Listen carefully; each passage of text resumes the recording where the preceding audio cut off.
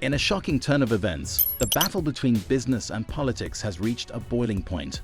President Trump, in his latest nationalist economic move, slapped a stunning 50% tariff on imported aluminum, sending shockwaves through America's corporate world. But what he didn't expect was this.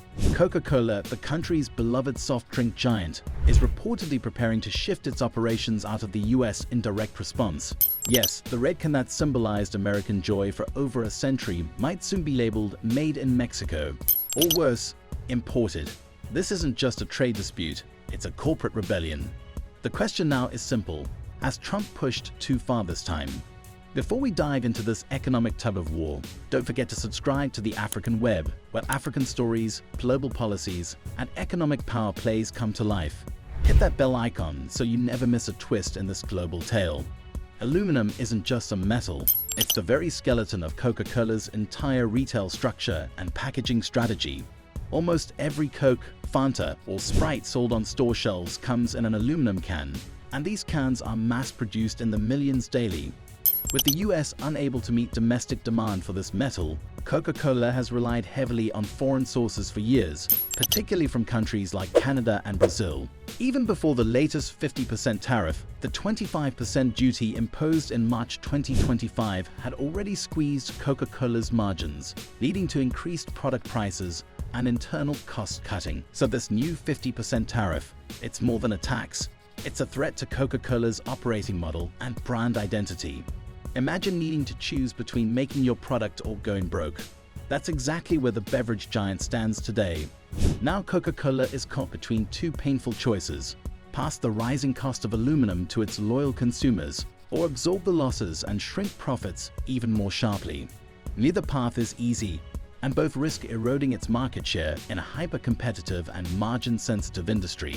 But Coca-Cola's real fear lies beyond American borders. Its global supply chain, built over decades, is becoming harder to manage due to volatile tariffs and import restrictions.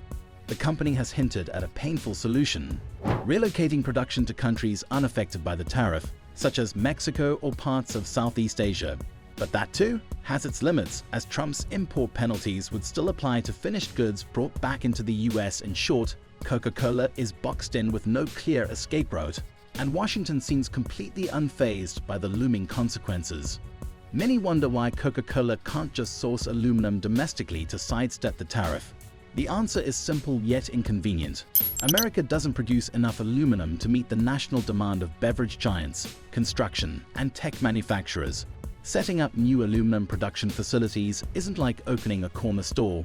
It takes years, billions in capital, highly skilled labor, and extensive environmental approvals. In the meantime, countries like Canada, Brazil, and several Gulf nations have reliably filled the gap with cost-effective supply chains. But now, even these trade partners are being dragged into economic tension, and some are retaliating with their own tariffs or political stances. Trump's America First doctrine, while aimed at boosting domestic industry, is ironically squeezing companies that have no choice but to rely on global trade.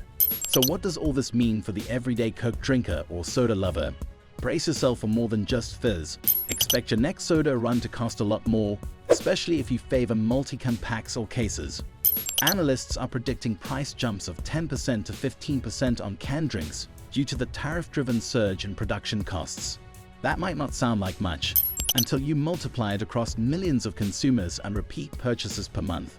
With inflation already biting into American household budgets, higher soda prices could push loyal customers away toward alternative beverages or less costly packaging formats.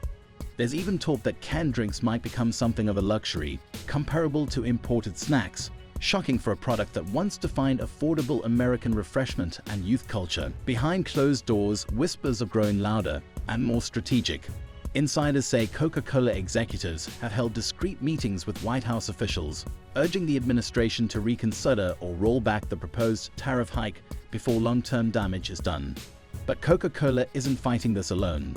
The food and beverage industry at large, along with dairy producers and agricultural exporters who also rely on aluminum for packaging, are reportedly forming a powerful lobbying coalition. This alliance could extend to trade groups, supermarket chains, and even restaurant associations worried about cost hikes. Several members of Congress from both parties, representing states where Coca-Cola has bottling plants and employs thousands, are raising concerns. Could this turn into a rare bipartisan revolt against Trump's trade policy? The signs are emerging. And it's not just Coca-Cola feeling the economic heat of these tariffs. PepsiCo and other beverage giants are also bracing for impact, adjusting their pricing, hedging material costs, and exploring alternative packaging, all while balancing consumer loyalty.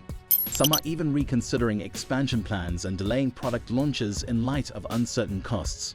Smaller soda brands and startup beverage companies may not survive this aluminum squeeze at all, leading to layoffs, bottling plant shutdowns, and job losses in Middle America. Ironically, this destruction could hit Trump's own base the hardest: working-class Americans who may find their favorite regional brands disappearing or suddenly unaffordable.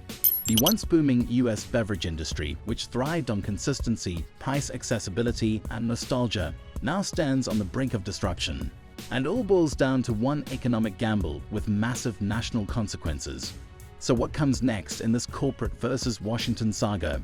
Some experts believe Trump's 50% tariff announcement may be a calculated negotiation tactic, one that could be walked back under enough corporate and political pressure. This wouldn't be the first time a bold tariff proposal was used as leverage to gain concessions from trading partners or companies. Coca-Cola, for now, may stall its production relocation and keep lines running in the US, hoping for reduced final rates or exemptions that could ease the burden without triggering massive layoffs or facility closures. But with Trump doubling down and rallying his supporters with fiery America First rhetoric, the situation remains tense and unpredictable. The administration seems committed to proving that American manufacturing can thrive without dependency on foreign materials, even if that means confronting iconic brands. The broader question is whether this economic brinksmanship is sustainable, or whether it risks scaring off American companies that helped build the global brand of the US if more firms begin to question the long-term costs of staying. The ripple effects could extend well beyond Coca-Cola. The company might be the first giant to push back publicly, but will others follow in the coming months? What do you think? Has Trump gone too far this time? Or is this the necessary cost of defending American manufacturing independence? Is protecting aluminum worth risking iconic brands and jobs? Drop your thoughts in the comments and let your voice be heard. And if you haven't already, subscribe to the African Web for more powerful stories that show how the global economy affects us all. Like, share, and stay tuned for more.